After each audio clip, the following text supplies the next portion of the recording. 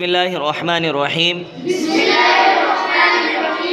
سبق نمبر 9، صلح حدیبیہ۔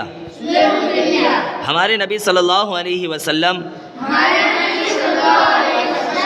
اور مہاجرین کو مدینہ آئے ہوئے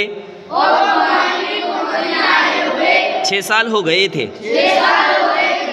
ان کو مکہ بہت یاد آتا تھا۔ ان کی بڑی خواہش تھی کہ مکہ معظمہ جا کر خانہ کعبہ کا طواف کریں۔ لہٰذا ہمارے نبی صلی اللہ علیہ وسلم اپنے 1400 ساتھیوں کے ساتھ عمرہ کا ارادہ فرمایا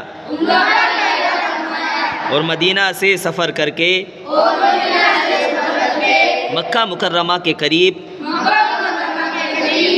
حدیبیہ نامی کنویں کے پاس قیام کیا۔ کفار نے یہ خبر سن کر جنگ کی تیاری شروع کر دی۔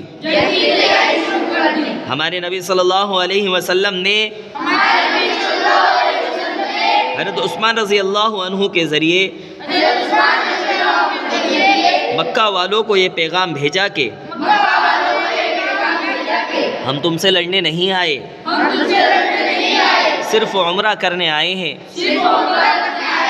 لیکن کافر نہ مانے اور مختلف شرطوں کے ساتھ صلح کے لیے تیار ہوئے، جن میں سے ایک شرط یہ تھی کہ اس سال مسلمان واپس چلے جائیں اور آئندہ سال آ کر عمرہ کرے۔ دوسری شرط یہ بھی تھی کہ اگر کوئی مسلمان مکہ سے مدینہ جائے تو مدینے والے اس کو واپس کر دیں، اور اگر کوئی مدینے سے مکہ آئے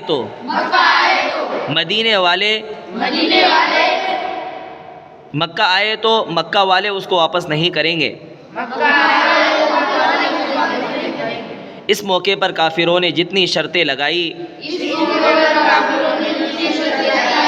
آپ صلی اللہ علیہ وسلم نے سب کو منظور فرما لیا اور صلح کر لی۔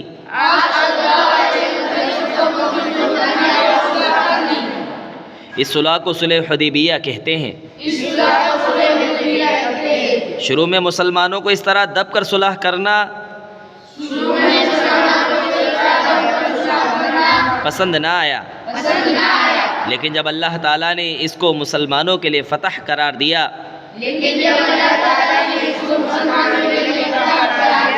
تو مسلمانوں کے دلوں کو اطمینان حاصل ہوا۔